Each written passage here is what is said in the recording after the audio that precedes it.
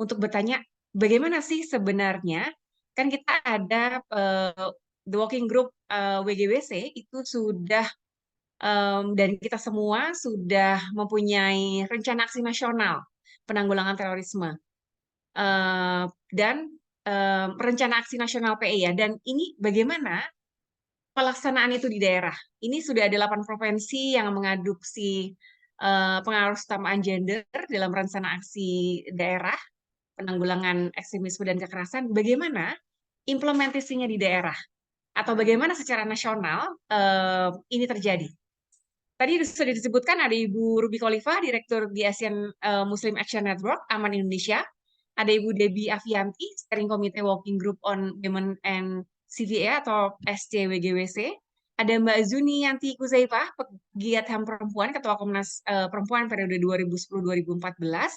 Ada juga Pak Yus Junaidi Rusli, SSTPMSI, Kepala Badan Kesbangpol Kabupaten Purwakarta.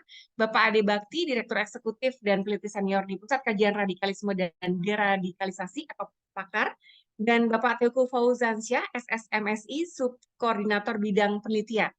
Nah, untuk pertama, saya akan menanyakan dulu kepada Pak Ade Bakti. Pak Ade, ini kan ada peristiwa tadi yang saya sebutkan ya. Nah, sebenarnya apa pengaruh peristiwa-peristiwa global ya yang terjadi di dunia internasional terhadap ancaman terorisme di Indonesia? Seberapa pengaruh eh, peristiwa-peristiwa ini, Pak? Oke, silakan Pak Ade.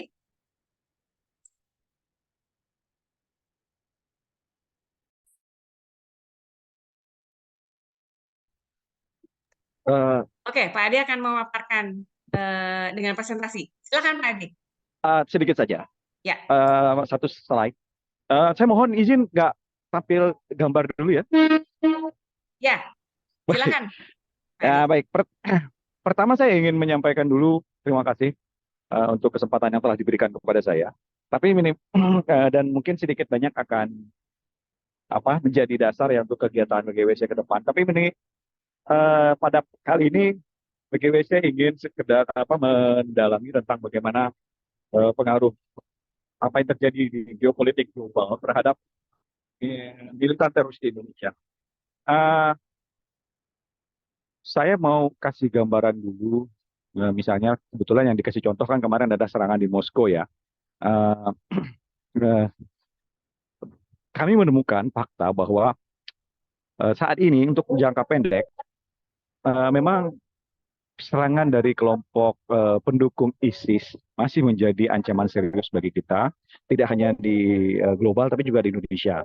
Karena kami menemukan, kebetulan kami kan melakukan kegiatan monitoring kelompok-kelompok ekstrim ya. Jadi monitoring sosial media kelompok-kelompok ekstrim yang ada di Indonesia, dan mereka sangat-sangat boleh dibilang sebagai ketika serangan itu terjadi mereka dengan sangat antusias mengglorifikasi serangan tersebut dalam pembicaraan-pembicaraan mereka, dan juga share apa yang terjadi di sana, dan ditambah dengan eh, semacam sebenarnya belum pada seruan, tapi lebih pada bagaimana kalau seandainya eh, hal tersebut terjadi di Indonesia.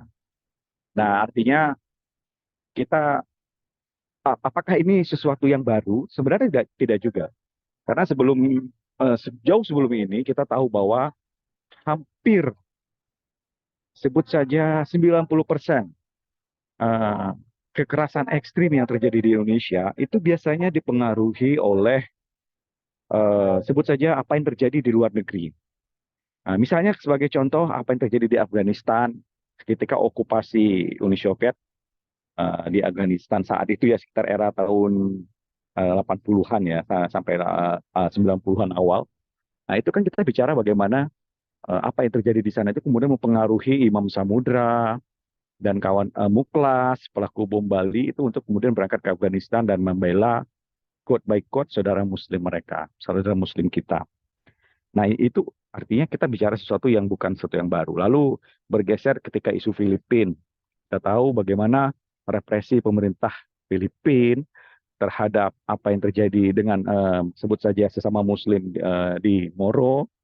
itu kemudian digoreng quote by quote untuk menjadi sebuah bahan bagi teman-teman militan, tidak hanya Indonesia tapi dari seluruh dunia juga untuk datang ke Filipina misalnya membantu. Nah yang terakhir, sebagaimana kita tahu ISIS ya, bagaimana Syria selalu eh, dengan pengaruh dengan bantuan teknologi sosial media yang sudah sangat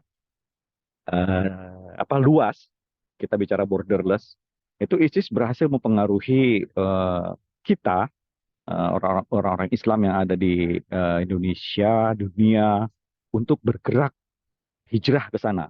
Itu menarik. Jadi bahwa apa yang terjadi, bagaimana apa yang terjadi di luar sana uh, akan mempengaruhi apa yang terjadi dengan kelompok militan Muslim Indonesia.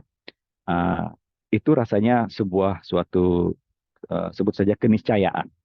Jadi demikian Mbak, mungkin sementara yang bisa saya sampaikan. Nanti kita lanjutkan kalau ada pertanyaan.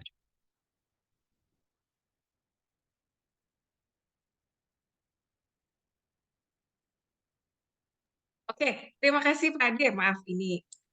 Eh, nah, begitu berpengaruhnya tadi, terus kemudian apa sebenarnya jika terjadi sesuatu seperti ini secara mendadak, apa yang dilakukan oleh pemerintah?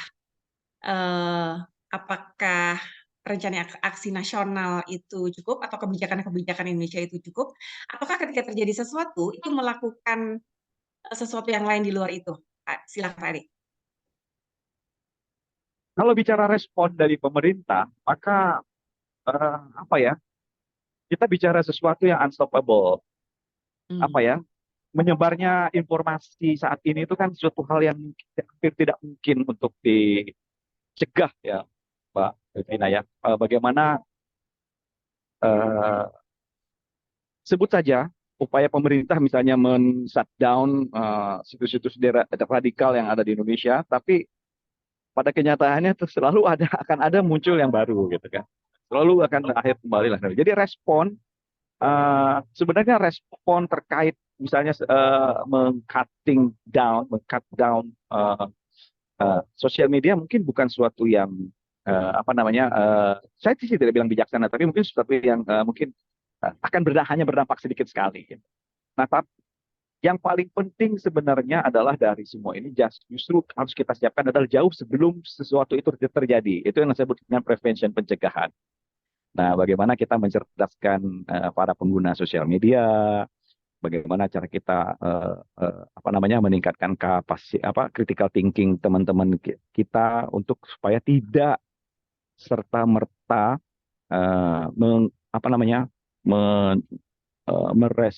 maksudnya begini, agar para eh, sebut saja netizen ya kalau bahasa kekiniannya itu bisa merespon ini dengan baik, satu. Yang kedua, tidak serta merta menerima ini sebagai bagian dari bahasa sederhananya begini Mbak. Jadi tidak mengglorifikasi apa yang terjadi kekerasan di sana itu dengan menyebarkan nah, itu kan suatu pekerjaan yang tidak bisa dikerjakan merespon serta merta ya. Jadi saat itu lalu direspon dengan itu ya. Tapi harus benar-benar dimulai dengan ya, mungkin kalau boleh gitu, terlambat ya terlambat. Tapi kan lebih baik kita mulai dari sekarang untuk mengedukasi masyarakat untuk tidak menggunakan maksudnya mengedukasi masyarakat untuk menggunakan sosial media itu dengan bijaksana. Itu salah satu upaya yang kita bisa lakukan.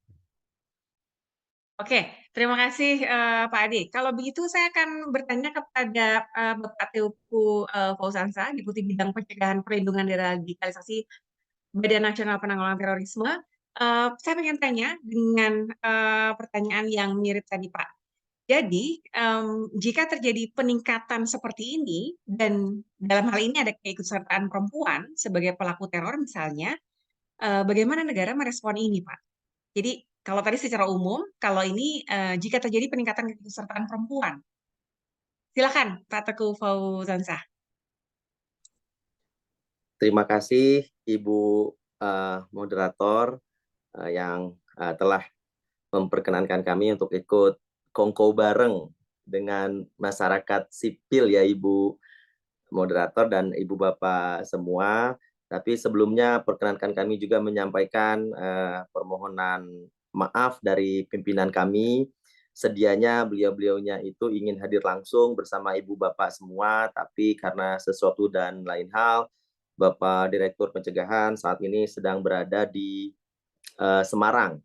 Kemudian Bapak Kasubdit Pemberdayaan Masyarakat itu sedang berada di Papua, bersama dengan rekan kami juga, Ibu Subkoordinator Partisipasi Masyarakat yang juga membidangi urusan perempuan, itu juga sedang berada di Papua dalam rangka monitoring FKPT atau Forum Koordinasi Pencegahan Terorisme Provinsi Papua. Oleh karena itu, perkenankan kami mewakili beliau-beliaunya dari BNPT untuk ikut urun rembuk begitu terhadap topik yang disampaikan kepada kami melalui Ibu moderator tadi.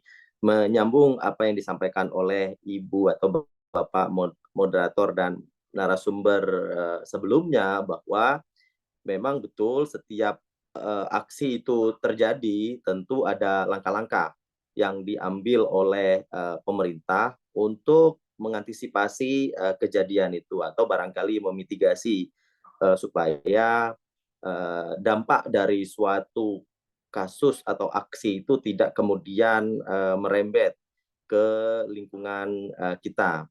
Kami juga sangat setuju bahwa yang lebih penting daripada itu adalah melakukan aksi-aksi pencegahan yang sifatnya terus-menerus kepada masyarakat untuk menyuntikkan semacam kesadaran atau semacam imunitas agar masyarakat kita ini tidak mudah terpengaruh dengan paham-paham radikal yang menjiwai suatu aksi terorisme itu kemudian dapat terjadi. Memang betul juga seperti yang disampaikan oleh pembicara sebelumnya, sebenarnya di negara kita sendiri, Ibu Bapak, memang kalau bisa kita lihat secara statistik pada tahun lalu itu bisa disebut zero terrorist attack.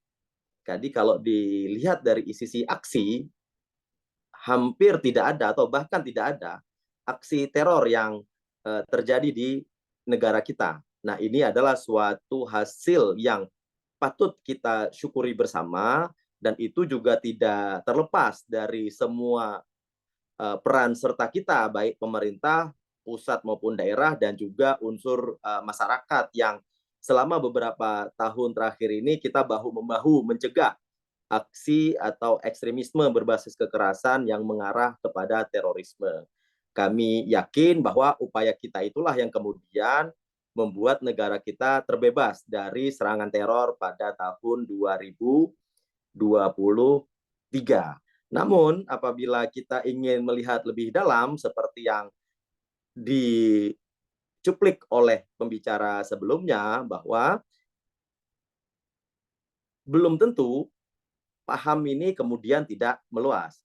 Ini kita lihat misalnya dalam sisi statistik yang lain, misalnya kita bisa komparasikan dengan jumlah orang yang diambil tindakan hukum. Nah, barangkali juga kita bisa melihat sedikit banyak yang kemudian penangkapan-penangkapan dilakukan oleh penegak hukum melalui Densus 88 anti teror.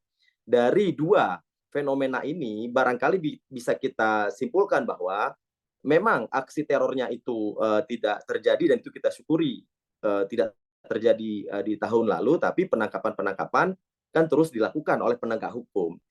Jadi bisa jadi fenomena ini adalah fenomena di bawah permukaan.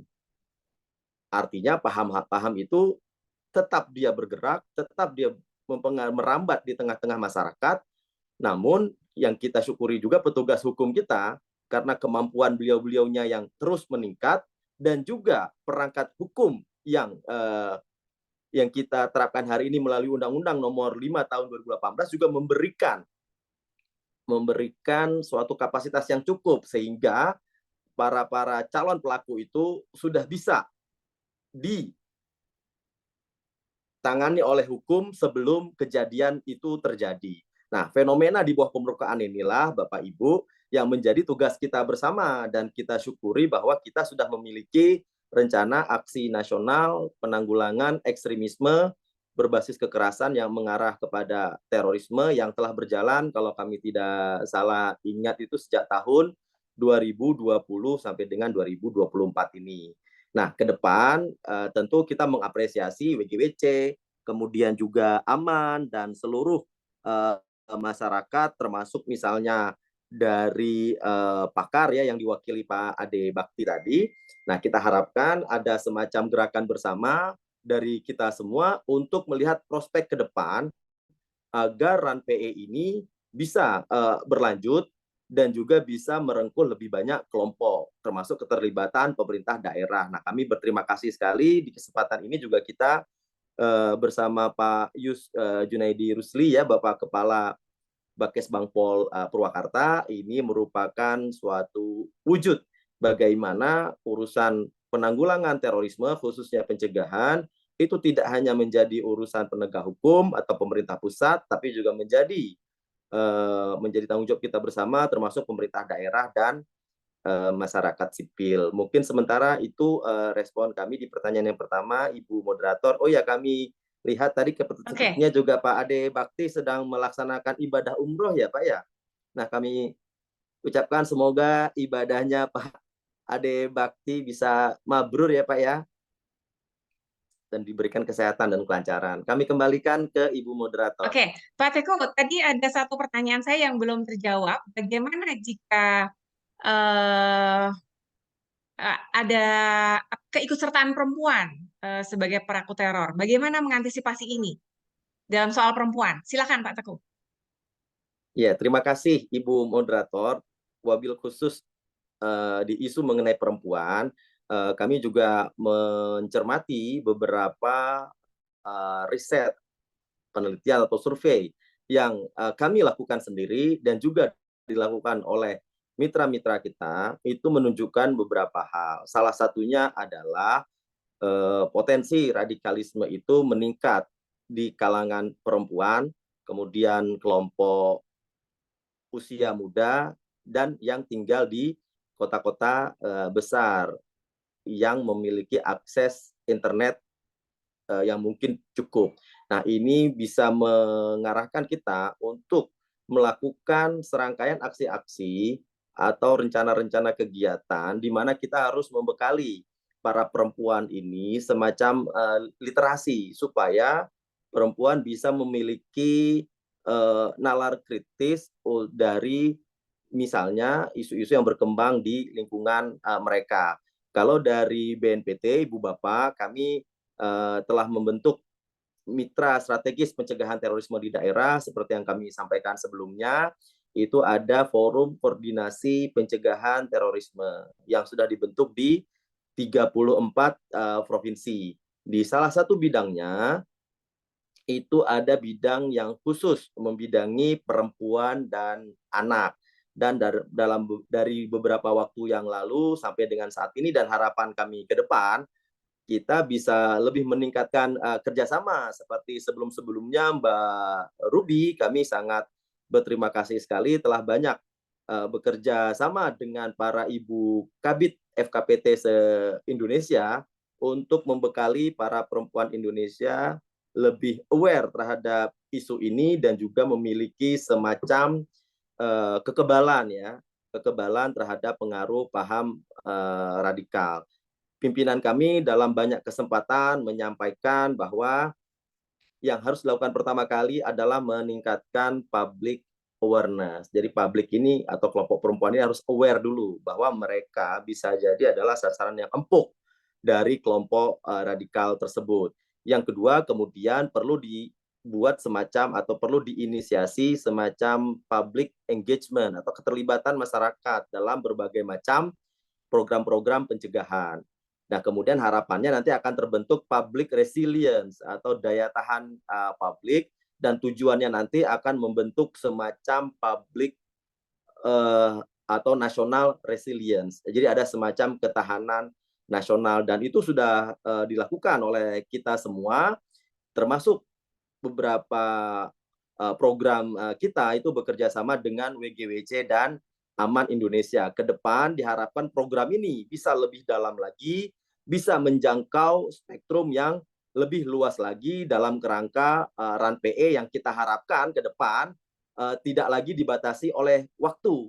Karena kita evaluasi bersama, mungkin Mbak Ruby kami pernah mendengarkan penjelasan beliau sebelumnya di beberapa kegiatan RAN PE, di tahun terakhir ini dalam termin yang pertama RAN PE, belum semua provinsi ya Ibu Bapak yang sudah mengadopsi RAN PE itu menjadi RADPE. Oleh karena itu ini kita dorong sama-sama dengan bantuan Ibu Bapak semua, meskipun salah satu provinsi yang paling maju implementasi RADPE-nya dalam sependek pengetahuan kami itu kan Jawa Barat ya Ibu Bapak, sehingga Jawa Barat itu beberapa tahun lalu itu juga diberikan penghargaan oleh Bapak Kepala BNPT dalam implementasi RADPE di daerah.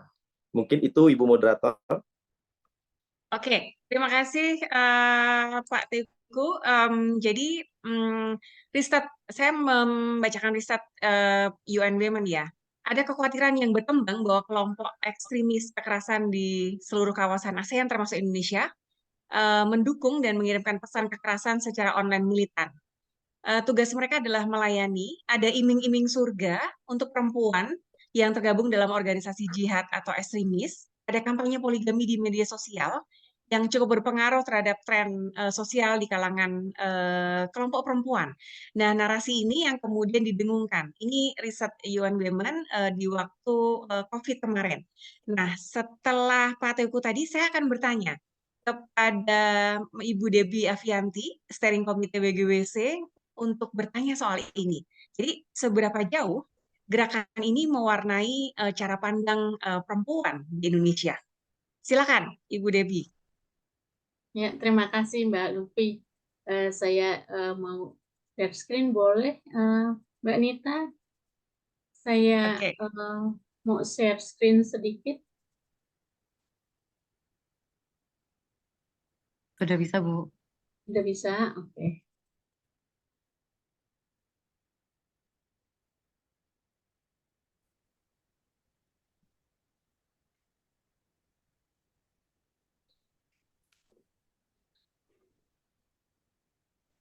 Jadi ini yang bisa kita lihat trennya ya Mbak Lufi ya. Ketika ISIS muncul, kita bisa lihat jumlah putusan pengadilan ini semakin meningkat. Jadi kalau di masa JI di tahun 2002 sampai kemudian 2015-2016 itu masih 1-2 gitu ya jumlah putusan pengadilan terhadap perempuan yang terlibat terorisme. Tapi pasca ISIS itu meningkat. Bahkan yang paling besar adalah di tahun 2022. Itu menjadi 14 putusan pengadilan terhadap perempuan yang terlibat terorisme. Nah, ini jumlah yang cukup signifikan. Kita melihatnya ada tren peningkatan dan juga tidak hanya sekedar perempuan ya. Beberapa kasus seperti di Surabaya, kemudian Sibolga, kemudian yang penyerangan terhadap Menteri Wiranto itu juga melibatkan anak-anak. Nah, jadi WGWC memang sejak awal memang memperhatikan itu gitu ya, antisipasi keterlibatan perempuan dalam tindak pidana terorisme maupun dalam kelompok-kelompok ekstremisme kekerasan. Awalnya kalau kita lihat kasus yang Dian, kemudian beberapa kasus sini itu perempuan itu dilibatkan di frontline sebagai eksekutor untuk bom bunuh diri. Tapi penangkapan-penangkapan yang terakhir di masa 2023-2024 ini juga perempuannya tidak melibatkan aksi fisik lagi. Mereka justru sekarang diberdayakan untuk mengeluarkan sisi kekuatan mereka dalam melakukan rekrutmen melalui tadi ya jaringan online, kemudian juga diskusi-diskusi online dan juga propaganda-propaganda yang terkait dengan doktrin-doktrin dari kelompok ekstremisme kekerasan.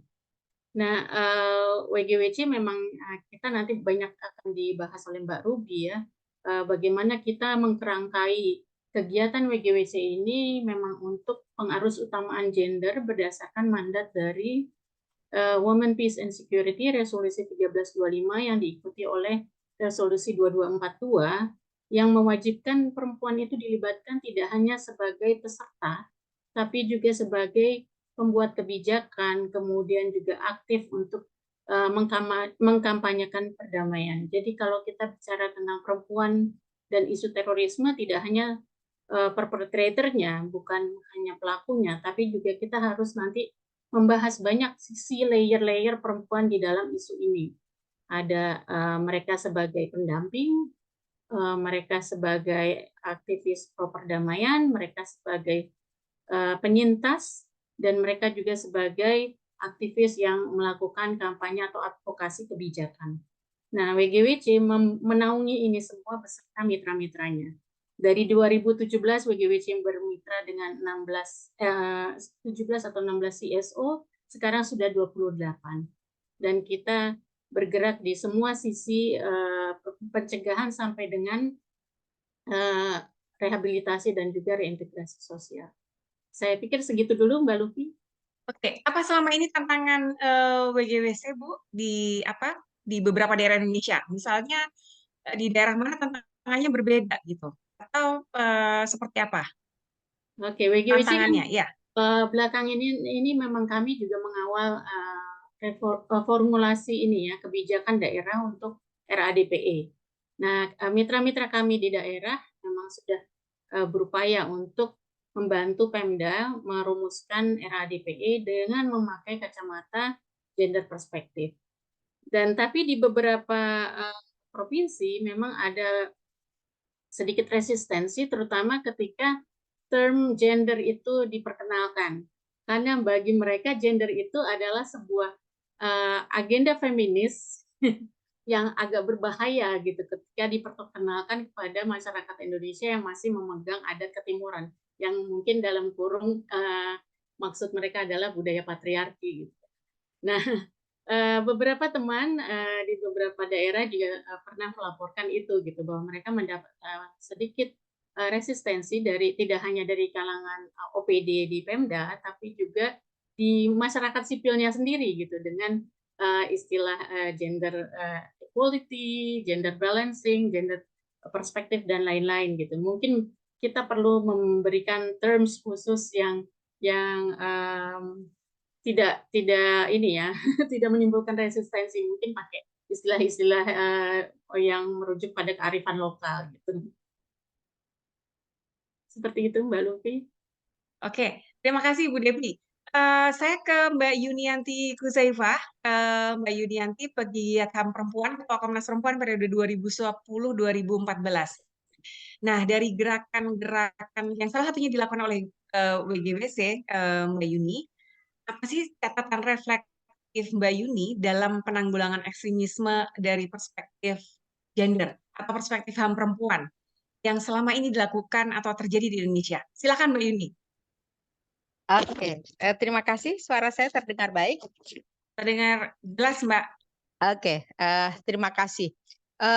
Menurut saya beberapa catatan untuk penanggulangan ekstremisme di Indonesia dari perspektif HAM perempuan. Yang pertama, terutama juga untuk kerja WGWC gitu ya. Nanti di bawah saya akan jelaskan soal kontribusi WGWC gitu ya. Yang PBB itu mengingatkan sejumlah hal gitu ya. Pertama, bagaimana isu ekstremisme, terorisme, violence extremism itu semua negara harus clear betul untuk mencari akar gitu. Persoalannya apa gitu.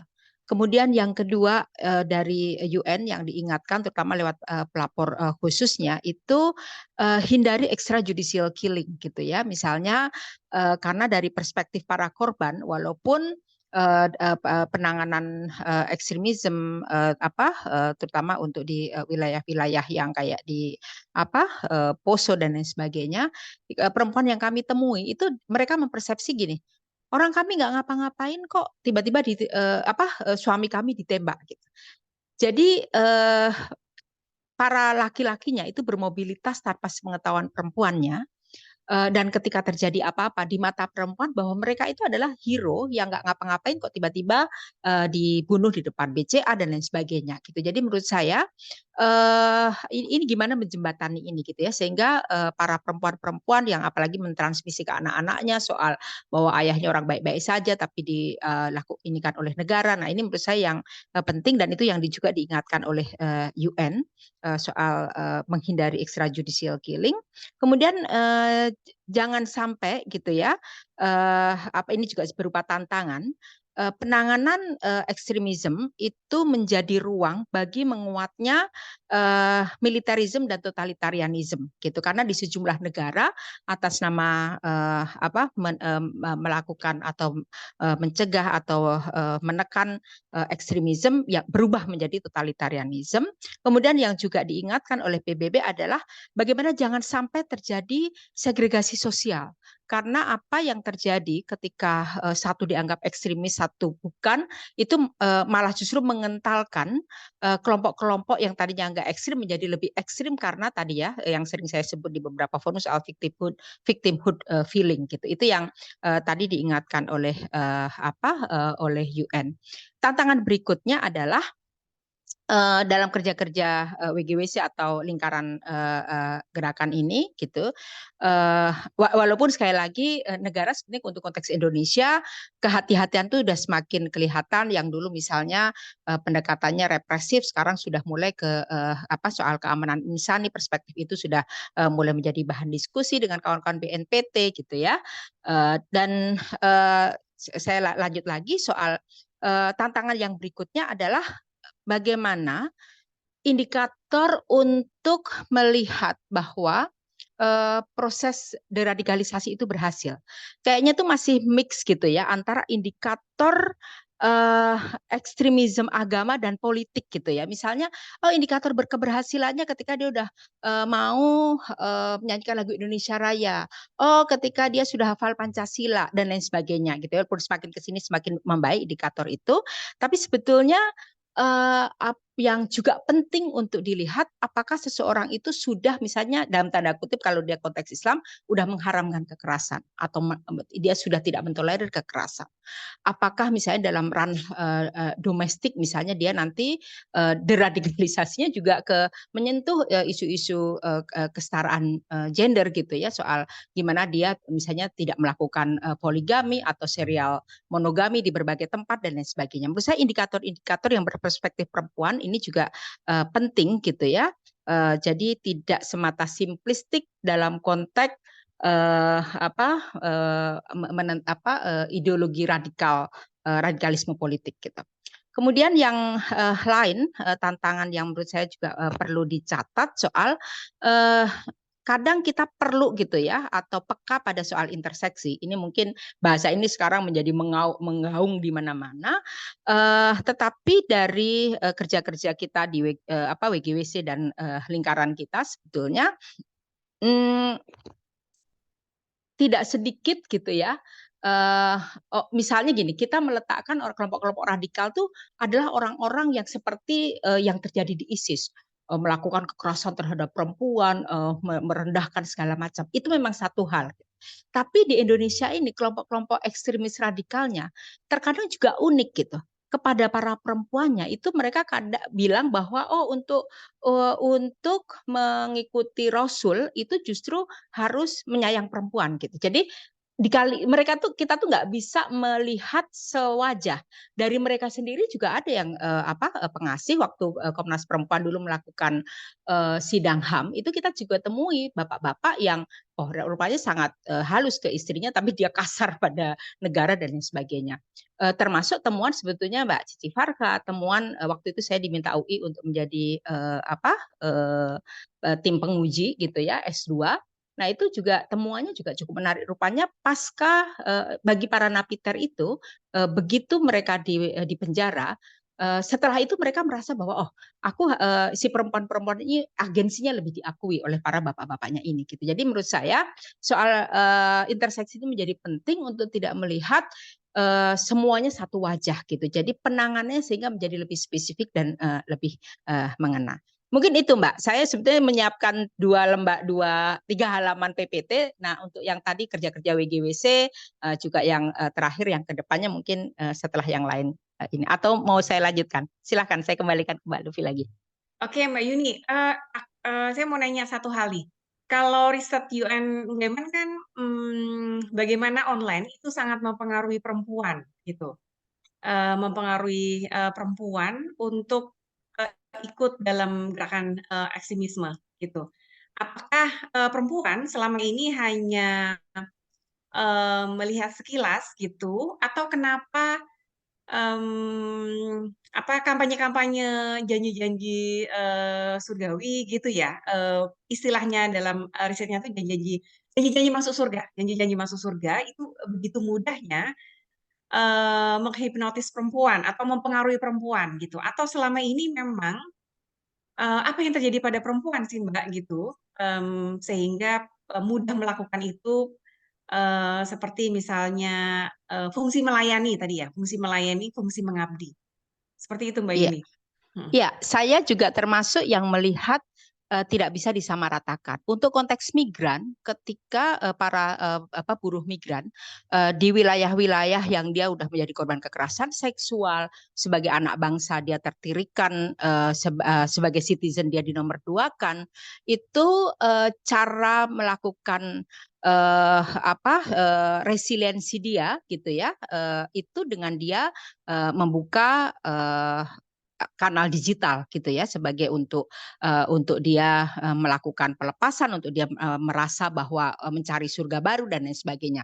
Tapi juga tidak sedikit orang-orang misalnya di pelosok-pelosok yang sulit sinyal, pola transmisinya adalah dari para suami-suami ini gitu ya. Walaupun lagi-lagi juga resistensi perempuan juga ada gitu kan, yang dia tidak mau diatur-atur suaminya soal ritual karena itu otoritasku, ada juga gitu di kalangan mereka. Jadi pola-pola transmisinya itu beragam, bisa juga lewat pengajian-pengajian yang Mbak Debbie inilah, dan Mbak Ruby juga kawan-kawan di sini lebih tahu lah bagaimana rantai-rantai transmisi itu juga terjadi lewat taklim, lewat pengajian, lewat gerakan-gerakan mahasiswa yang di Pampers gitu ya, dengan mereka ada ojek karena ukti-ukti gitu. Jadi pola transmisinya beragam. Menurut saya bahwa dunia digital menjadi ruang untuk transmisi paling masif, bisa jadi satu riset menyatakan itu, tetapi sebetulnya pola-pola apalagi lewat transmisi di keluarga itu juga menjadi sesuatu yang sangat penting. Makanya kenapa kelompok perempuan waktu itu kita menentang undang-undang ketahanan keluarga, karena kita khawatir bahwa negara merestui proses terlepas dari idenya juga banyak yang ada yang hal yang menarik ya, soal untuk perempuan lebih sehat, untuk perempuan untuk anak-anak supaya tidak terlantar dan sebagainya. Itulah adalah ide-ide yang positif, tapi juga yang dikhawatirkan justru pajak kita, resources kita atau negara merestui institusi keluarga yang akhirnya menjadi ruang yang malah semakin menyerbuk indoktrinasi itu gitu ya, termasuk transmisi ke anak gitu. Jadi menurut saya ruang-ruang bagaimana radikalisme diserbuk itu ruangnya sangat banyak. Digital adalah salah satu gitu ya, itu yang saya lihat. Belum lagi kenapa begitunya kan beragam ya, ada yang karena soal gender role, orang harus kawin, dia tidak kawin, kemudian melalui perjodohan, ada yang karena misalnya yang berangkat ke ISIS seorang perempuan yang frustrasi diskriminasi terhadap disabilitas luar biasa, dan dia ingin menyelamatkan anaknya yang disabel dengan janji-janji yang baik, misalnya lewat gerakan ISIS atau bahas istilahnya Mbak Lis Markus gender transidental, bahwa anak-anak ini harus di surga harus sama-sama sama kita gitu ya. Jadi gimana mereka menjadi bagian dari gerakan-gerakan radikal ini gitu. Jadi menurut saya transmisinya harus dilihat dia berpelangi gitu ya. Ke konklusi yang tunggal itu justru akan menjebak kita tidak peka pada analisa gitu dan infus apa yang perlu diberikan gitu. Menurut saya kekuatan, sekali lagi catatan, harus peka pada interseksi, kedalaman, pendekatan antropologis, psikologis, teopolitik, teologi, sosiologi. Menurut saya komprehensivitas itu menjadi penting sehingga kita tahu gitu ya preskripsi apa untuk penanganan dan penanggulangan ini. Oke, terima kasih Mbak Yuni. Nanti ada pertanyaan lagi, tapi nanti dulu Mbak, saya pindah dulu ya Mbak. Oke. Oke, terima kasih Mbak Yuni yang sudah menerangkan dengan gamblang ya bagaimana perempuan kemudian terlibat dan menjadi korban di sini gitu ya. Oke, saya akan bertanya kepada Bapak Yus Junaidi Rusli, Kepala Badan Kesbangpol Kabupaten Purwakarta. Saya mau tanya soal WGWC ini kan sebuah badan koordinasi nasional ya untuk yang fungsinya itu adalah mempromosikan dialog, berbagi pengetahuan, dan ini koordinasinya jaringannya itu berisi jaringan masyarakat sipil, kementerian, dan pemerintah yang bekerja dalam mencegah ekstremisme kekerasan. Nah, saya ingin bertanya pada Pak Yus Junaidi, sejauh mana sih Pak sebenarnya WGWC ini berperan dalam implementasi RAN PA ini? Bagaimana secara di Purwakarta mungkin Bapak bisa menjelaskan pentingnya kerja bersama ya antara pemerintah, masyarakat sipil, dan kementerian dalam kerja-kerja pencegahan terorisme dan ekstremisme ini dalam perspektif perempuan. Oke, silakan Pak Yus. Oke, baik. Terima kasih Ibu Moderator. Baik, kalau didasarkan kepada pertanyaan yang tadi Ibu Luffy sampaikan bahwasanya peranan WGWC itu seperti apa, tapi sebelum itu kemudian saya jawab, saya ingin coba untuk menyampaikan dan mengetengahkan terlebih dahulu bahwasanya hari ini kita itu terjebak kepada pencegahan ekstremisme itu dalam konteks yang strukturalnya, tidak pada konteks yang kulturalnya, sehingga setiap apa yang dilakukan itu harus selalu berbentuk organisasi dan organisasi. Nah, oleh karenanya di sini peranan-peranan pemerintah daerah, peranan-peranan masyarakat, peranan-peranan individu ini penting untuk memberikan kontribusi terhadap pencegahan ekstremisme itu sendiri. Nah, oleh karenanya ya sebenarnya kalau untuk Purwakarta itu sendiri sudah kemudian membuat Perbub tentang rencana aksi daerah itu sebagai wujud implementasi daripada rencana aksi nasional itu sendiri. Sehingga kami coba untuk menurunkan dalam konteks yang kulturalnya, kita coba berdayakan dengan konsep yang namanya masyarakat itu mengawasi. Jadi lebih ke arah masyarakat yang mengawasi konsep ataupun pelaksanaan keseharian yang terjadi kanan, kiri, depan, belakangnya. Sehingga ini yang kemudian diharapkan nantinya filter itu justru berasal dari masyarakat. Kalau dari pemerintah, terus terang dari kami sendiri memang itu penting, sangat-sangat penting, tetapi keseharian kita juga mungkin akan terbelenggu dan juga mungkin akan terkungkung dengan pekerjaan kita yang sehari-hari yang lainnya. Oleh karenanya, ya mau tidak mau aspek untuk kemudian kita memberdayakan kultur daripada masyarakat itu untuk melakukan pencegahan terhadap ekstremisme itu saya kira menjadi sesuatu hal yang mutlak tadi disebutkan oleh Pak Ade. Nah, kaitannya dengan peran WGWC ini, nah ini kontribusi di dalamnya untuk kemudian merombak struktur kulturnya ini menjadi sesuatu yang penting. Karena hari ini WGWC itu kan memberikan sebuah kontribusi sebagai sebuah, walaupun ini adalah organisasi yang kemudian mewadahi organisasi-organisasi yang lainnya, yang notabene-nya ini yang nanti diharapkan bisa membentuk sebuah kultur gitu loh. Yang notabene-nya di dalam anggota WGWC itu sendiri yang nantinya dia secara organisasi yang kemudian lebih didominasi oleh organisasi kewanitaan atau keperempuanan, ini nanti yang bisa nanti membuat ataupun memberikan pencegahan, memberikan sosialisasi, memberikan edukasi terhadap aspek pencegahan, aspek kemudian penanggulangan ekstremisme itu sendiri. Nah, oleh karenanya kalau saya melihat ini sebuah momen yang cukup bagus, oleh karenanya Kabupaten Purwakarta ini mensupport secara penuh all out untuk kegiatan WGWC yang ada di Purwakarta. Semoga ini bisa memberikan kontribusi terhadap masyarakat agar ini loh yang kemudian harus kita lakukan, kita bangun kultur di masyarakat by individu-individu yang mungkin tadi agent of change-nya itu mungkin dari sebuah unit yang disebut dengan WGWC ataupun yang lainnya, ini yang nanti akan terus merembes sampai ke masyarakat, membangun sebuah kultur, pencegahannya harus berasal dari masyarakat. Ini yang kita bangun itu seperti itu. Ini yang kita bangun. Nah, di rencana aksi daerahnya, ini yang kita ketengahkan. Ini yang kita ketengahkan.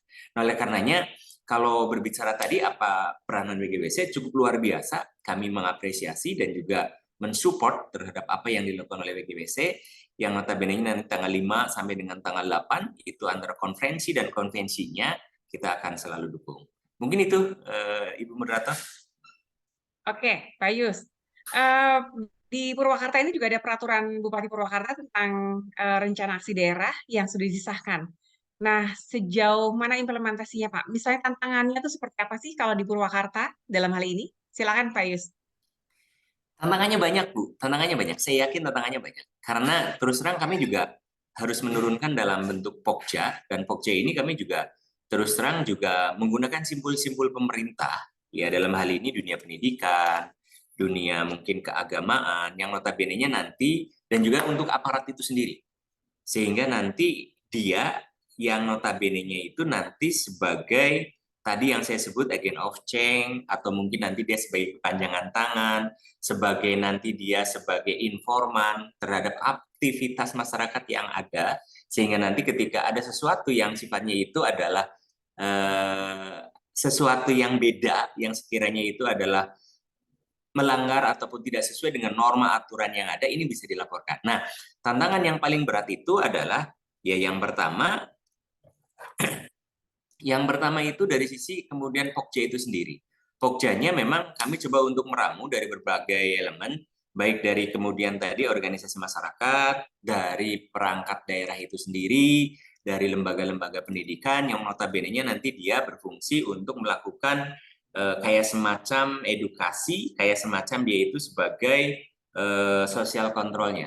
Tetapi yang menjadi permasalahan utamanya Pokja ini adalah jangan sampai dia hanya sebatas formalitas. Karena hampir sebagian besar Pokja itu dibentuk, dia hanya ada nama, tapi actionnya ini sangat tergantung dari, apa ya, kalau boleh dibilang mungkin sangat tergantung dari pantikan dari pemerintah ketika dia itu mendorong dari sisi amunisi, baru mereka itu bisa jalan. Nah ini jangan sampai Pokja itu seperti itu. Karena yang kita inginkan itu kultur yang terbentuk gitu. Pokja ini dia hanya stimulan, kemudian memberikan edukasi kepada masyarakat kemudian muncul sebuah aware terhadap kondisi kanan kiri depan belakangnya, ketika ada sesuatu yang kemudian itu different atau berbeda, laporkan gitu. Ini yang kita inginkan. Nah oleh karenanya, itu permasalahan yang terjadi. Yang keduanya ketika kemudian berbicara tentang masyarakat, ini kan bukan sesuatu yang gampang. Bapak Ibu sekalian, mungkin satu sisi selain berada di sini juga satu sisi baju yang lainnya adalah baju sebagai masyarakat. Tentunya ketika berbaju sebagai masyarakat, kan berbagai macam pemikiran yang notabene-nya dalam benak mereka, ini kan beraneka ragam. Untuk mereduksi apa yang ada di dalam pemikirannya untuk menyamakan dengan konsep yang kita inginkan, itu belum tentu mereka itu mau. Makanya ada doktrinasi dan lain sebagainya. Ini kan sesuatu PR yang sangat luar biasa. Nah, oleh karenanya, permasalahan yang berikutnya, ya pemahaman masyarakat itu sendiri. Untuk kemudian dia ketika ingin melakukan pencegahan terhadap ekstremisme, harusnya itu sudah ada alarmnya. Sudah ada kemudian rambu-rambunya. Oh, ini udah masuk nih batas ranah ekstremisme. Ini sudah masuk nih loh kekerasan. Nggak boleh ini diteruskan dan harus dilaporkan. Nah, itu beberapa kendala yang salah satunya kita itu merubah merubah kemudian pola masyarakat yang notabene-nya jangan sampai mereka itu acuh, mereka cuek, apalagi ya tadi yang disampaikan oleh Bu Yuni tadi, bahwasannya ya media sosial, jejaring sosial ini hari ini sebagai medianya, karena dengan adanya media sosial itu akan membuat orang itu dekat tapi sebenarnya jauh gitu. Ini yang jadi permasalahan. Membuat orang itu dekat tapi sebenarnya jauh. Orang itu sering komunikasi, sering hubungan, tapi sebenarnya entah itu berada di mana itu. Nggak usah harus bertemu, nggak usah harus bertatap muka, cukup dengan kemudian kita itu maaf saya sebutkan merek, bermedia sosial, berchatting ria, itu cukup. Nah ini harusnya, ini dirubah. Unsur silaturahmi, unsur kemudian saling tegur sapa secara fisikly, ini harus tetap ada.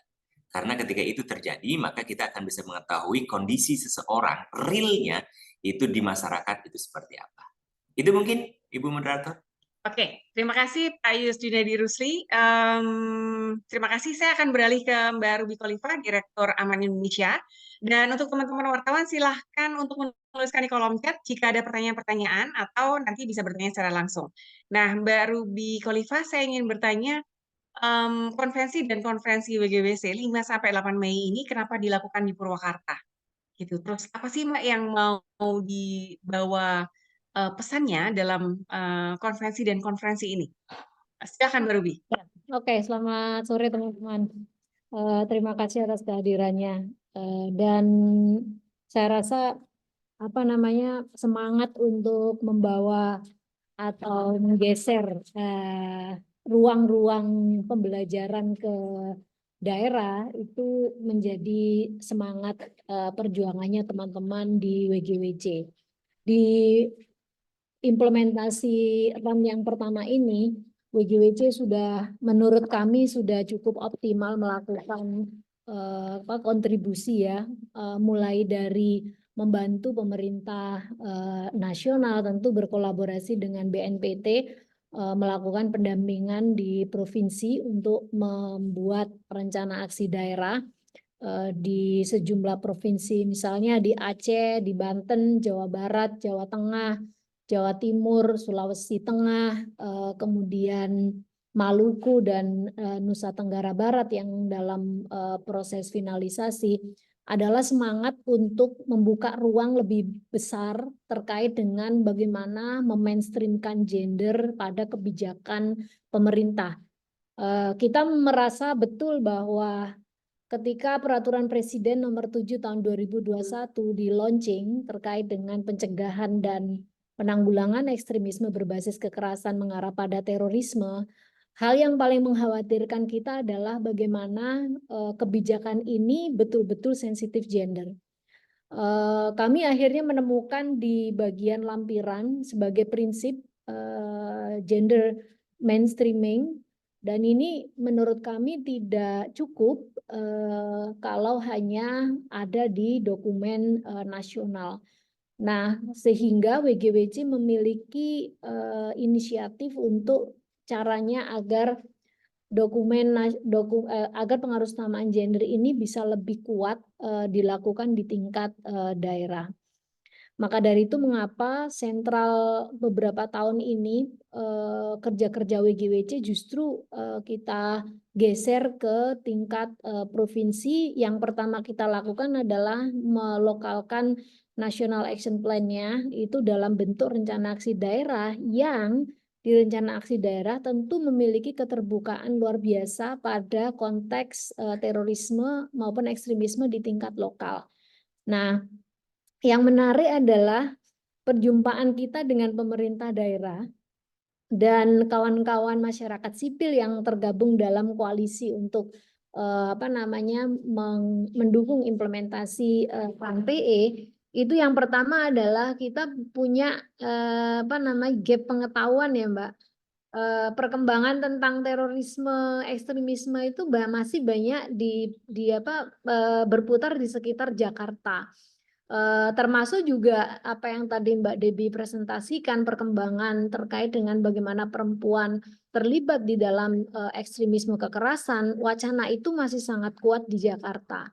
Sehingga ini tidak bisa dibiarkan. Mengapa? Karena daerah-daerah inilah sebenarnya yang menjadi ruang pertarungan. Ruang pertarungannya itu di daerah. Yang pertama adalah kemungkinan mereka sebagai home ground-nya. Yang kedua kemungkinan mereka sebagai target, ya kan, kalau terjadi bom di sebuah tempat mereka gitu.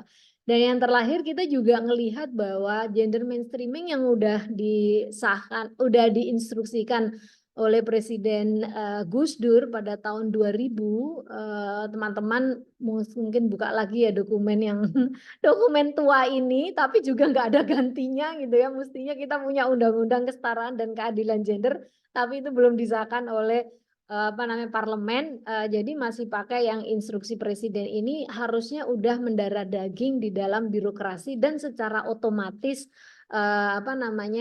menjadi perspektif gitu dalam meramu kebijakan.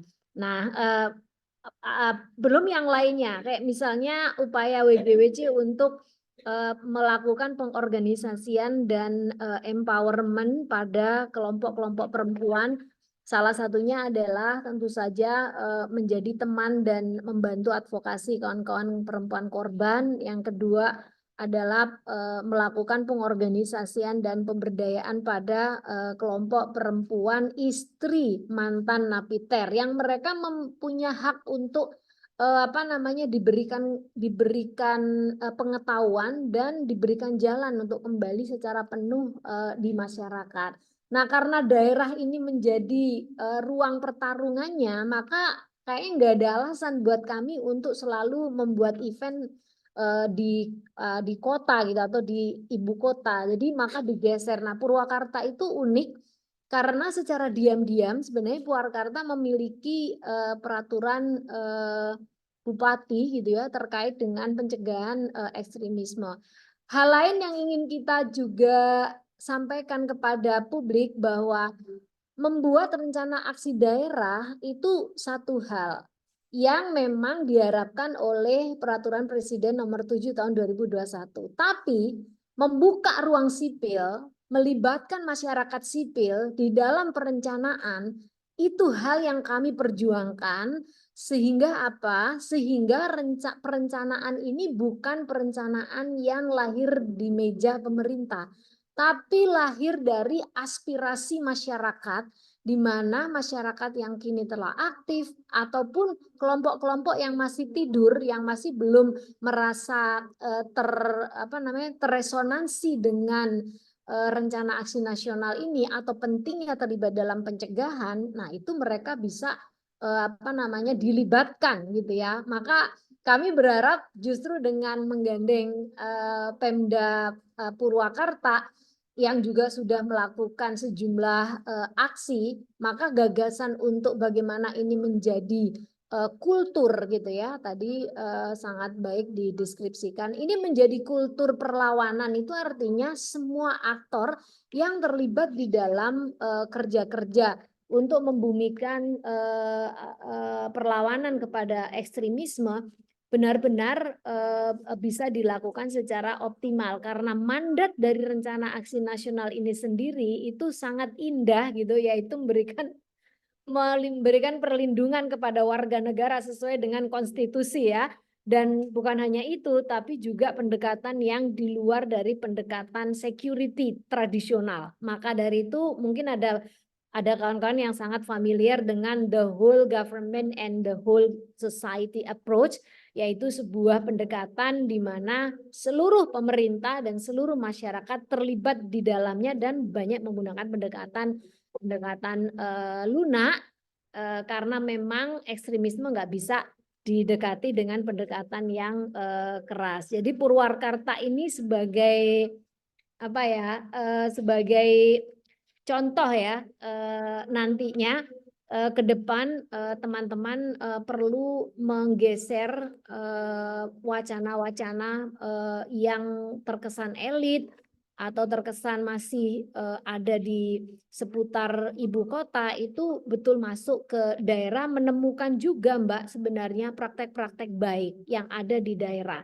Sehingga kita punya variasi atau contoh-contoh yang bisa diikuti oleh daerah yang lainnya. Jangan lupa teman-teman media tentu welcome untuk hadir di tanggal 6. Gitu dulu Mbak Lufi. Oke, apa yang akan dikeluarkan dari konferensi dan konferensi ini Mbak? Rekomendasi atau apa? Ya, ada dua ya. Yang pertama untuk konferensinya yang akan dilakukan tanggal 6, itu kita berharap bisa mengeluarkan semacam rekomendasi, tentu hubungannya dengan tema yaitu perempuan, agensi, dan pemberdayaan dalam melawan ekstremisme kekerasan. Kita pengen berangkat dari praktek-praktek baik yang ada di daerah, itu bisa menemukan konsep-konsep baru, strategi, pendekatan maupun narasi-narasi baru dalam kita melakukan upaya perlawanan dan meletakkan yang paling kami WGWC itu pengen pemerintah mendengar dan percaya bahwa kesetaraan gender dan pemberdayaan perempuan itu penting menjadi strategi nasional. Kenapa? Karena addressing kesetaraan gender dan mengangkat pemberdayaan perempuan telah terbukti sampai saat ini, saya rasa, untuk membangun critical thinking dan juga untuk membangun tadi kultur bagaimana kohesi sosial itu dikuatkan. Karena pada dasarnya kalau pengen perempuan-perempuan Indonesia tidak terlibat dalam ekstremisme kekerasan, maka critical thinking-nya harus dikuatkan dan juga upaya pemberdayaan perempuannya juga dikuatkan di bawah. Itu pasti akan secara natural gitu ya menolak, sehingga semua program teman-teman masyarakat sipil maupun pemerintah yang memang selama ini sudah berkontribusi pada membangun critical thinking di bawah, ini tetap perlu dilanjutkan. Yang kedua, di konvensinya, itu konvensi kan internal bisnisnya working group ya, karena grup ini koalisi begitu sudah 8 tahun berjalan, sehingga penting untuk melakukan refleksi, membaca kembali apa sih hal baru yang terkait dengan ekstremisme kekerasan ini, termasuk tren baru pelibatan perempuan dalam konteks ekstremisme kekerasan ini, dan keluar dengan cara-cara baru untuk bisa melakukan perlawanan dengan lebih smart. Dan di konvensi berharap steering komite baru akan terbentuk dan roadmap jangka panjang untuk melakukan perlawanan secara kolektif, kawan-kawan masyarakat sipil dan sejumlah kelembagaan di pemerintah dan National Human Rights Institution atau komisi-komisi yang ada yang ingin bergabung, itu menjadi bagian yang tak terpisahkan dari upaya perlawanan ini. Jadi kita ada ukurannya gitu, 5 tahun ke depan ini mau ngapain dan apakah itu cukup berhasil. Gitu sih Mbak. Oke, terima kasih Mbak Ruby. Teman-teman wartawan, kita masih punya waktu ya 15-20 menit untuk tanya jawab. Apakah ada teman-teman yang akan langsung bertanya atau menuliskan di kolom chat? Saya persilakan kepada rekan-rekan jurnalis ya untuk langsung bertanya atau menulis di kolom chat. Silakan teman-teman. Saya belum melihat kolom chat ada pertanyaan dari teman-teman jurnalis. Ada yang mau tanya? Kalau mau tanya silahkan menunjuk tangan biar saya bisa ngelihat nih siapa yang akan bertanya. Silakan teman-teman. Kita ada di acara media briefing untuk rencana konvensi dan konvensi WGWC yang akan dilakukan di Purwakarta pada tanggal 5 sampai 8 Mei 2024 mendatang. Silakan teman-teman yang akan bertanya, saya tunggu di kolom chat ya. Di kolom chat atau langsung bertanya. Siapa tahu teman-teman mau langsung bertanya kah kepada narasumber di sini? Saya tunggu. Teman-teman, silakan untuk menuliskan atau bertanya secara langsung. Nah, kalau belum ada, sebentar, saya mau lihat dulu apakah sudah ada. Di kolom chat juga belum ada. Saya tanya ke Mbak Debbie dulu, Mbak Debbie. Ibu Debbie, halo Ibu Debbie. Ya Mbak. Oke. Ibu Debbie, apa sih harapan WGWC ya dalam konferensi ini? Kalau tadi Mbak Ruby sudah menjelaskan ya bahwa akan mengeluarkan semacam rekomendasi gitu misalnya, atau memang selama ini bekerja sama dengan pemerintah daerah ya dan pemerintah pusat untuk memberikan perspektif gender dalam kebijakan-kebijakannya seperti itu. Nah, kalau dari sisi Ibu Debbie Afianti sendiri, apa yang diperjuangkan dalam konvensi dan konferensi ini dari perspektif perempuan atau perspektif gender? Silakan Ibu Debbie, khusus untuk konvensi atau konferensi ini. Oke, untuk konferensi ya di tanggal 6, kita akan menghadirkan showcasing best practices dari teman-teman mitra WGWC.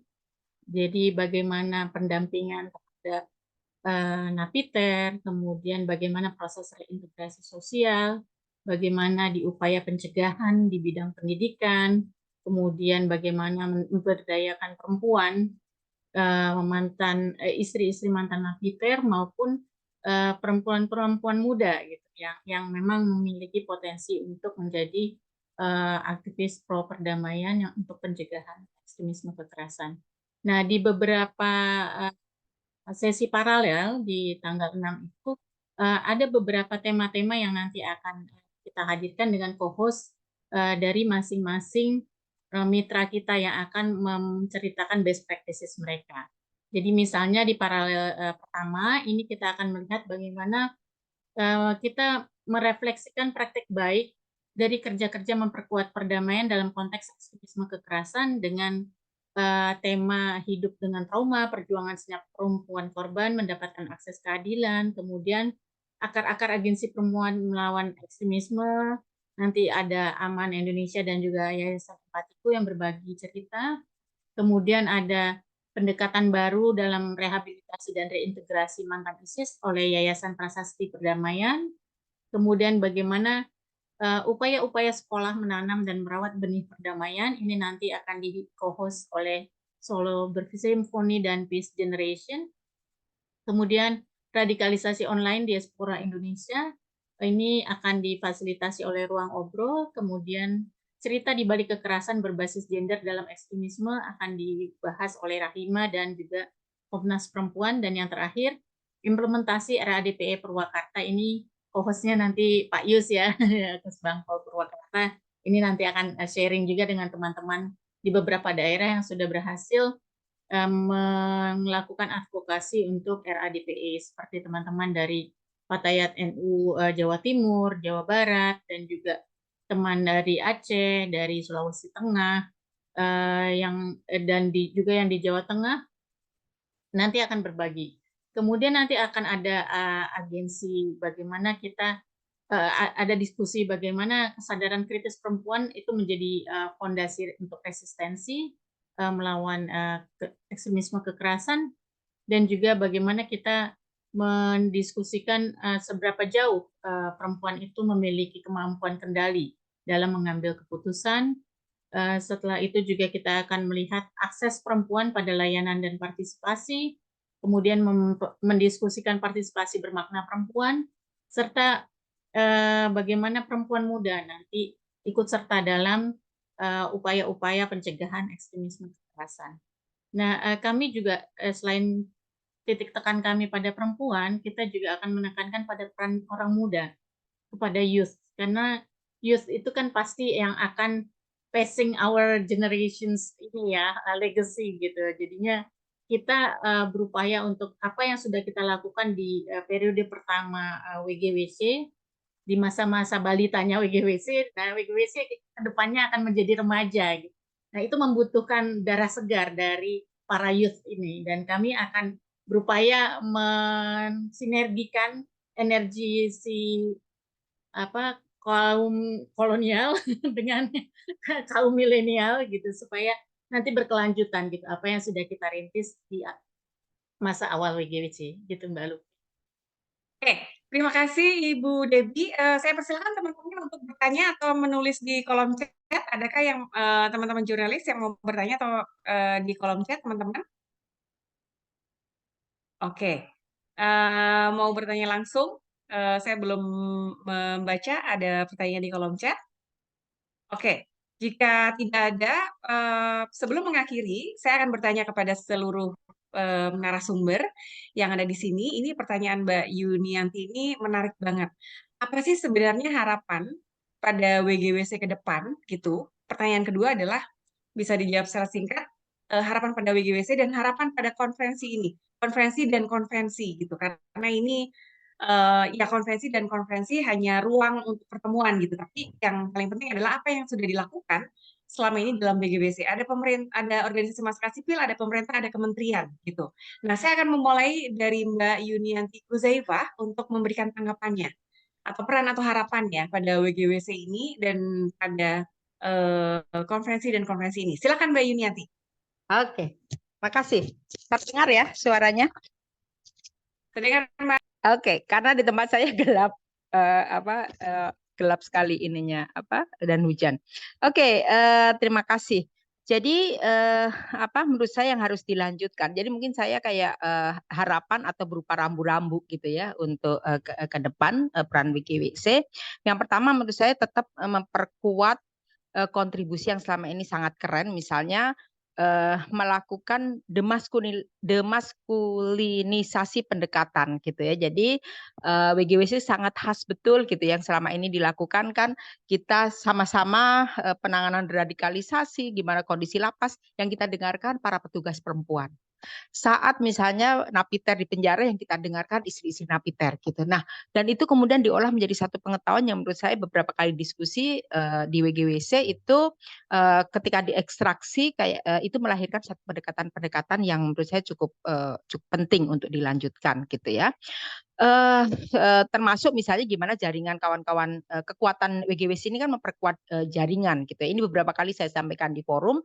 Saya sangat senang sekali ketika Aman Indonesia kerjasama sama dan juga jaringannya ya dengan kawan-kawan Libu Perempuan.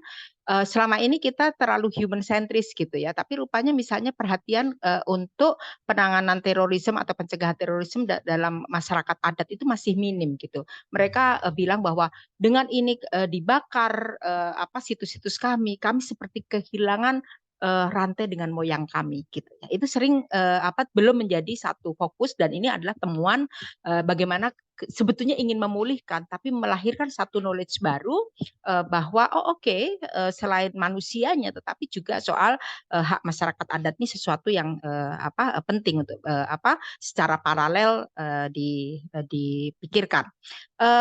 Masukan yang lain, saya kok rada agak gentar ya, agak khawatir lah, bukan gentar, dengan skema ataupun bukan skema, dengan prediksi politik ke depan. Moga-moga ini nggak terjadi. Kemarin waktu putusan MK itu saya berada di dekat lokasi dan saya melihat wajah-wajah yang kecewa gitu ya dengan ketidakadilan yang dipertontonkan, penggunaan hukum untuk ketidakadilan.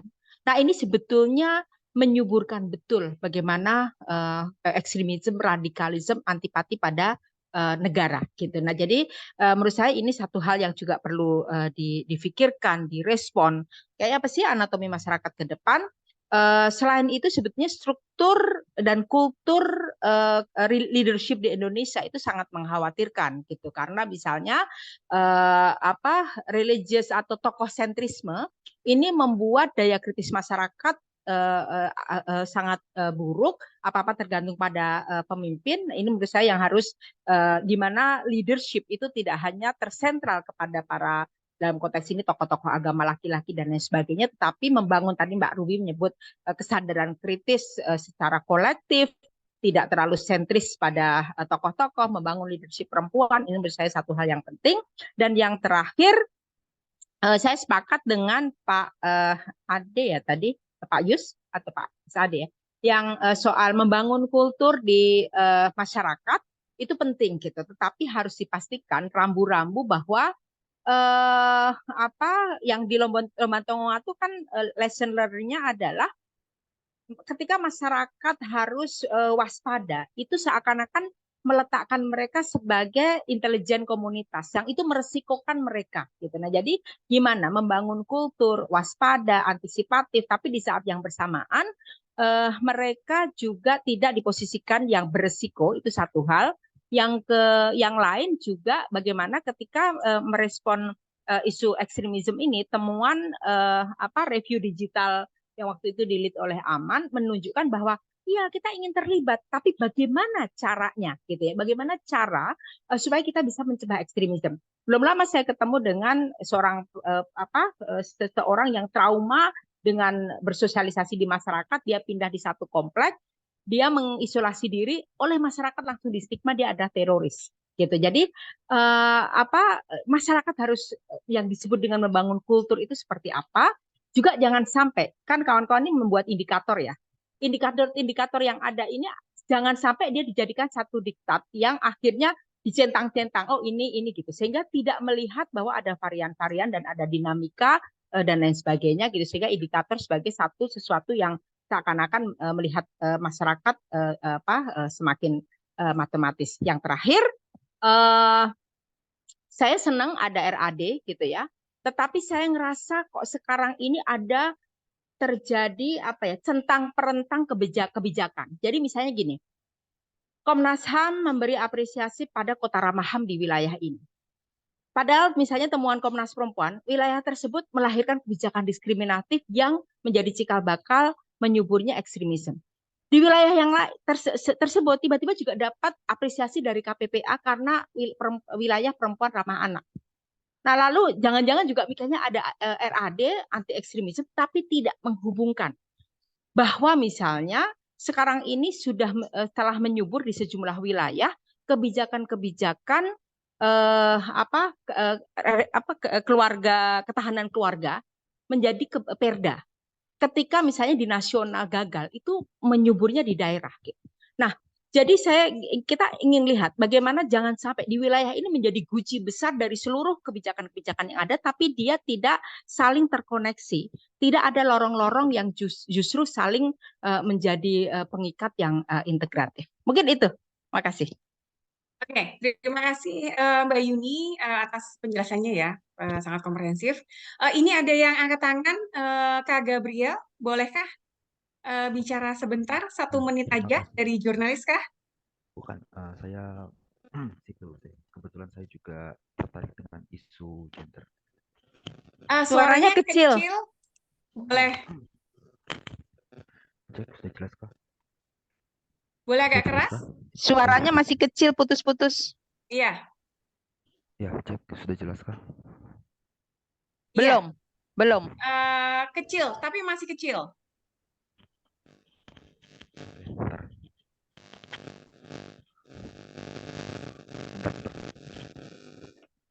Apa sudah jelas? Halo? Belum. Malah menjauh ya. Cek. Apa sudah jelas? Nah, Ya, ini baik. sekarang. Baik, ya. Iya baik, perkenalkan saya Gabriel dari Semarang. Kebetulan saya juga tertarik di bidang gender. Yang saya ingin tanyakan untuk WGWC, mungkin kalau ke kesiapannya nanti ya silahkan dari WGWC-nya dari narasumber aja secara umum. Saya ingin bertanya untuk WGWC sendiri nanti kan ini kan ada konferensi dan juga akan ada konferensi juga iya pertemuan-pertemuan lah. Tapi yang ingin saya tanyakan WGWC ini kedepannya akan dibawa seperti apakah maksudnya kan karena gender maksud saya problem gender di Indonesia ini sangat kompleks dan juga sangat banyaklah peristiwa yang terjadi dan juga menarik untuk dikaji. Nah tapi kan karena ada banyak permasalahan terus juga ini maksudnya bagaimana keberadaan WGWC nanti di tengah-tengah masyarakat dan juga terkait dengan masalah gender dan juga tentang perdamaian, apakah akan seperti semacam LSM pada umumnya kah atau seperti apa mungkin? Terima kasih. Oke, terima kasih Mas Gabriel. Nanti Mbak Debbie akan menjawabnya ya. Oke, menjawabnya sekalian sebagai penutup. Oke, saya beralih ke Pak Ade Bakti dari Pakar. Silakan Pak Ade. Tadi pertanyaan saya terakhir adalah apa harapannya dalam konferensi ini atau harapannya terhadap kondisi WGWC. Silakan Pak Ade. Baik, terima kasih Mbak Lufi. Sambil saya wrapping sedikit ya bahwa memang kita harus menyadari bahwa pengaruh geopolitik global itu mau tidak mau harus kita terima terkait apa yang terjadi juga yang akan mempengaruhi dengan militan Indonesia. Dan wrapping keduanya adalah terkait penggunaan sosial media tentu saja. Dan ketika bicara targetnya tentu saja kita bicara perempuan dan generasi muda. Sehingga dari sinilah kemudian saya rasa WGWC memiliki peran yang sangat penting untuk tidak dalam konteks terutama bagi saya lebih pada menyarankan kepada WGWC untuk please prevention. Pencegahan ini menjadi penting dan saya kira dengan perannya WGWC dengan jejaring yang dimiliki oleh WGWC, saya pikir itu menjadi semacam amunisi agar teman-teman di WGWC menjadi lebih bekerja dengan saya nggak mau bilang lebih baik karena sudah baik banget ya, karena saya sudah bukan pertama kali bersama dengan teman-teman di WGWC. Jadi saya pikir untuk meningkatkan lagi peranannya dalam konteks saya sepakat tadi dan Mbak Ruby sudah bilang bahwa kita jangan bicara soal kedaulatan saja, tapi kita mulai bicara soal ujung tombak wilayah, ujung tombak wilayah. Berarti kita bicara kabupaten kota, bahkan mungkin ke konsep-konsep wilayah yang lebih kecil lagi. Sehingga saya tahu WGWC kan sifatnya mungkin, saya nggak tahu ya, mungkin secara nasional ya, tapi mungkin dengan perannya WGWC tidak hanya, kalau bisa tidak hanya ke Purwakarta saja, mungkin ke daerah-daerah lain, ini akan menjadi semacam inspirasi bagi kita semua. Sedangkan untuk konferensinya, saya pikir berarti kita bicara ke konferensi yang saat ini, maka betul Pak Yus di Purwakarta kan punya tantangan tersendiri tentu saja, dan menjadi role model juga. Dan bagi saya ini penting karena Purwakarta, Jawa Barat itu kan juga secara nasional, secara ya merupakan salah satu daerah yang cukup harus menjadi perhatian bagi kita semua juga. Dengan luas wilayahnya, dengan jumlah luas penduduk, dengan banyak populasinya, sehingga harus menjadi kerja-kerja yang harus benar-benar dibantu, harus benar-benar bekerja. Bagi saya, sama-sama bekerja itu suatu hal yang baik, tapi lebih baik lagi kalau kita semuanya sudah bekerja bersama-sama. Itu saja Mbak Luti dari saya. Mohon Terima maaf jika kasih. ada yang kurang. Ya, terima kasih Pak Ade. Saya serahkan Pak Teuku Fauzanza, setelah itu Pak Yus. Silakan Pak Teuku terlebih dahulu, silakan Pak. Terima kasih Ibu Luffy ya dari konde.co ini Bu ya. Ya. Ya, terima kasih atas kesempatan yang diberikan kepada kami sekali lagi untuk menyampaikan gayung bersambut dari yang disampaikan oleh Ibu Ruby sebelumnya mengenai bagaimana pengarus utamaan gender dalam isu yang sedang kita bicarakan ini adalah ada 7 program prioritas Kepala BNPT RI untuk tahun ini, Bu Bapak. Dan yang nomor 1 itu adalah program pemberdayaan perempuan, anak, dan remaja. Nah, itu tentu selaras dengan apa yang disampaikan oleh ibu-ibu yang menjadi pembicara sebelumnya. Di samping program-program lain seperti ada program pembentukan desa siap siaga, desa damai, kemudian ada program pembentukan sekolah damai, program pembentukan kampus kebangsaan, program pemenuhan hak-hak dan pemberdayaan penyintas serta keluarga. Selanjutnya ada program reintegrasi dan reedukasi mitra deradikalisasi serta keluarga, dan yang terakhir adalah program asesmen pegawai dengan tugas resiko tinggi. Dari 7 program prioritas Bapak Kepala BNPT untuk tahun ini, nah nomor satunya itu adalah untuk pemberdayaan perempuan, anak, dan remaja. Nah tentunya kami berharap mewakili pimpinan kami untuk konvensi yang akan dilaksanakan di Purwakarta pada tanggal 5-6 bulan depan. Tentu kita doakan semoga dapat berjalan dengan lancar dan juga memberikan banyak rekomendasi kepada kita semua untuk bagaimana kita terus melanjutkan kerangka kerja kita bersama selama ini yang nantinya akan dapat diterima manfaatnya oleh masyarakat. Cuma memang ada beberapa harapan kami seperti yang disampaikan oleh Ibu Ruby dan ibu-ibu sebelumnya, bagaimana kemudian kita bisa membahasakan itu bisa ditangkap oleh akar rumput. Karena dalam pengalaman kita bersama FKPT dalam menginisiasi program Desa Damai di tahun sebelumnya, memang betul seperti yang disampaikan oleh Ibu Ruby ada semacam gap gitu ya. Ada semacam gap, kami khawatir misalnya beberapa poin-poin penting yang kita bicarakan mungkin dalam bahasa-bahasa, apabila bisa menyentuh bahasa-bahasa yang dipahami oleh akar rumput, itu nantinya akan mendapat manfaat yang lebih luas. Jadi sekali lagi kami ucapkan selamat berkonvensi kepada WGWC. Kami tidak sabar untuk menanti kerja-kerja kita bersama ke depannya di tahun-tahun yang lebih menantang tentunya. Sekali lagi terima kasih juga kami diberikan kesempatan untuk ikut kongko bareng dengan Bapak Ibu semua pada kesempatan siang ini, dan kami juga mohon maaf apabila dalam penyampaian kami ada hal-hal yang kurang berkenan di hati Ibu Bapak sekalian. Kami kembalikan kepada Ibu moderator.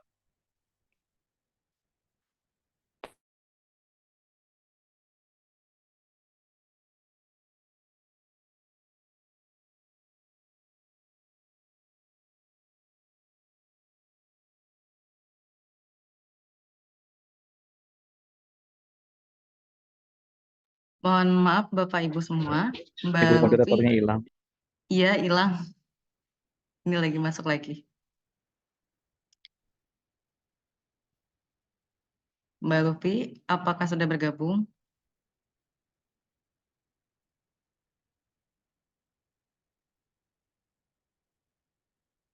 Mbak Luffy, Iya, halo. Teman-teman, maaf, tiba-tiba laptopnya mati, ternyata lowbat. Oke, terima kasih yang sebelumnya Pak Yus tadi udah ya, Nits? Aku kok. belum Mbak. Oke, Pak Yus Junedi, silakan Pak. Sebelum nanti yang terakhir Mbak Ruby yang terakhir, terus kemudian sebelum Mbak Ruby dari Mbak Dewi dari BGWC. Silakan Pak Yus. Oke, hope ya, harapan ya. Ya, ekstremisme ini adalah musuh bersama. Ekstremisme ini tidak bisa ditanggulangi oleh sendirian. Oleh karenanya harus seluruh elemen yang ada ini harus bersama-sama untuk mengatasi dan menanggulangi permasalahan ini. Saya apresiasi apa yang dilakukan oleh WGWC. Semoga WGWC nanti pada tanggal 5 sampai dengan tanggal 8 di Kabupaten Purwakarta dalam melaksanakan aktivitas konferensi dan konvensinya dapat berjalan dengan lancar dan sukses.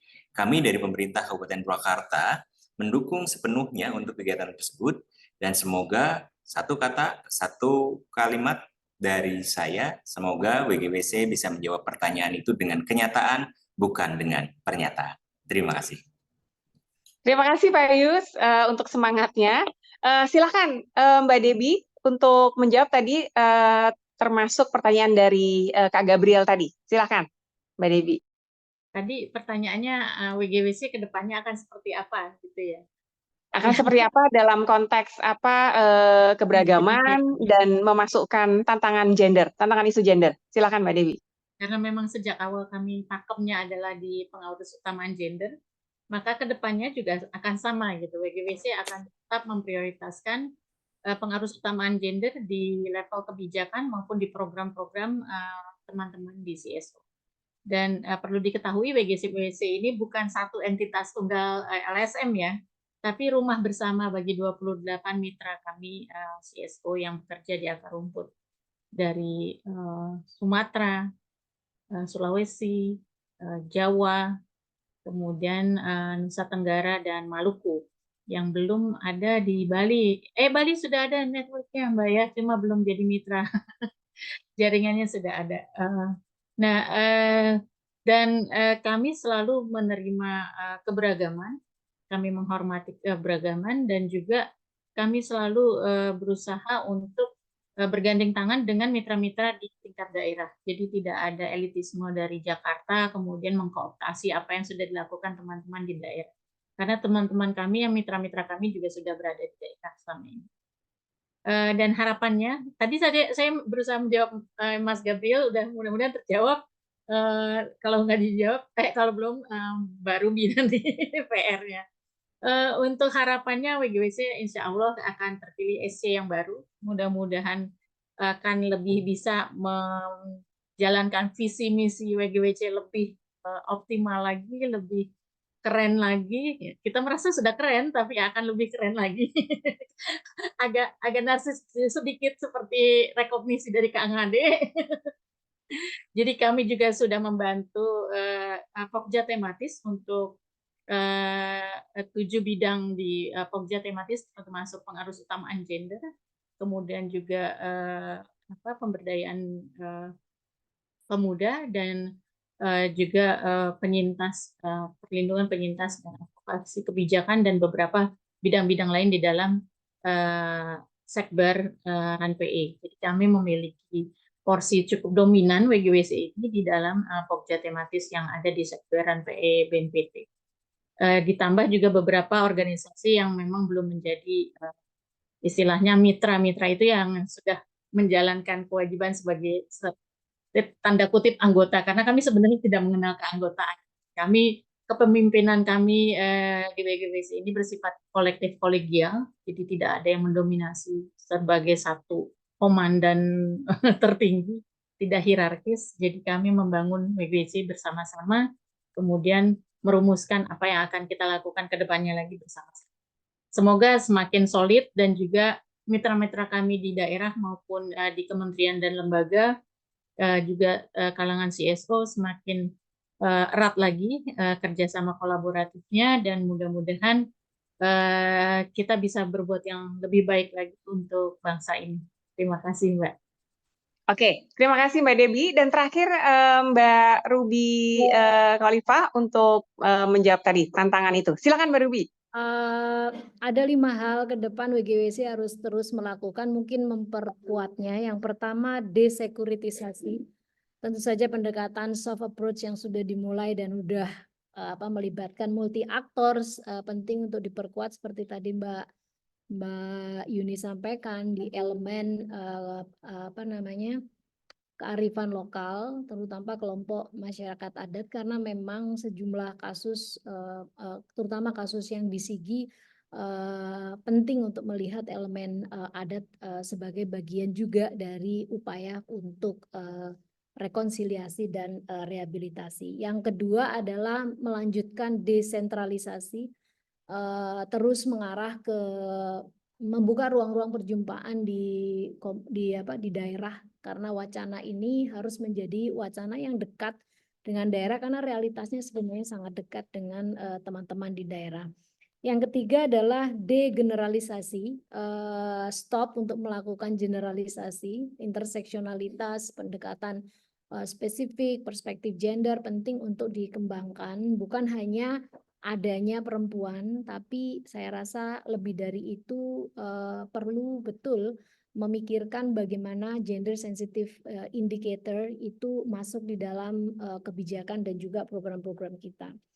Yang keempat, saya setuju sama Mbak Yuni, demaskulinisasi yang dilakukan oleh WGWC melalui misalnya ruang-ruang bicara di Unheard and Untold Story di WGWC Talk, itu banyak sekali sebenarnya membahas hal-hal di luar apa yang dibicarakan di publik, dan disitulah sebenarnya WGWC penting untuk mengembangkan dimensi isu-isu baru, isu-isu yang belum menjadi sentral pembicaraan saat ini, yang menurut saya perlu untuk direkomendasikan dalam konferensi nanti untuk diperhatikan pada pembuatan rencana aksi nasional periode yang kedua, karena momentum 2024 ini sebenarnya yang terakhir ya, implementasi rencana aksi nasional. Dan yang terakhir adalah tentu intergenerasional sangat penting, karena kita menyadari bahwa bukan saja orang dewasa yang merasa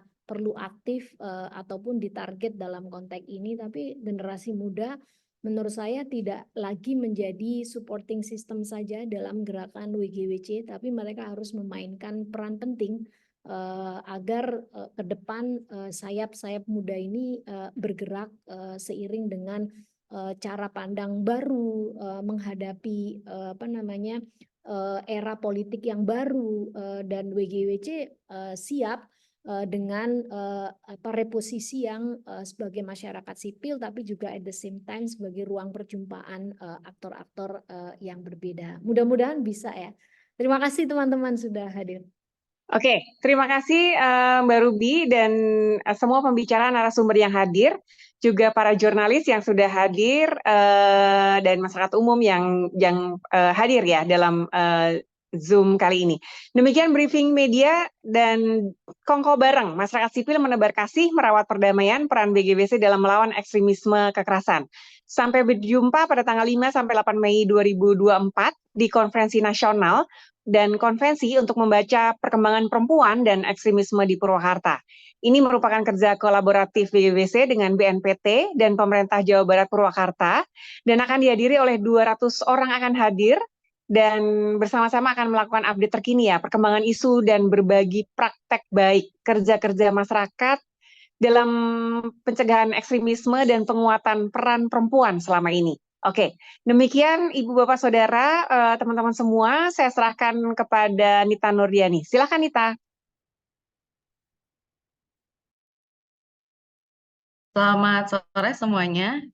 Terima kasih Mbak Luffy sudah meng-guide acara ini dengan baik, dan terima kasih juga kepada Ibu narasumber dan Bapak narasumber yang telah hadir.